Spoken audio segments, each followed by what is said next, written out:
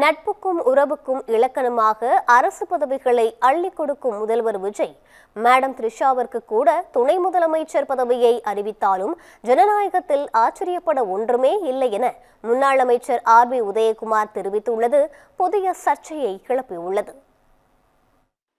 ஆனால் ஒன்று புரிகிறது, தன்னை வைத்து படம் எடுத்தவர்கள், தான் படத்தில் நடிப்பவருக்கு மேனேஜராக இருந்தவர்கள், தனக்காக இருந்த நட்பு வட்டாரத்தில் இருந்தவர்கள், ஜெகதீஷ் பழனிசாமி, ஜான் ஆரோக்கியசாமி, விஷ்ணு ரெட்டி, ராதன் பண்டிட், வெங்கட் நாராயணா, இப்படி எல்லோருக்கும் அரசு பதவி வழங்கிய மாண்புமிகு முதல்வர் விஜய் அவர்கள் நட்புக்கு இலக்கணமாகவும் உறவுக்கு இலக்கணமாகவும் இருக்கின்ற பிரபல திரைப்பட கதாநாயகியாக இருக்கிற த்ரிஷா கூட துணை முதல்வராக விரைவில் அறிவிப்பு வெளிவரலாம்.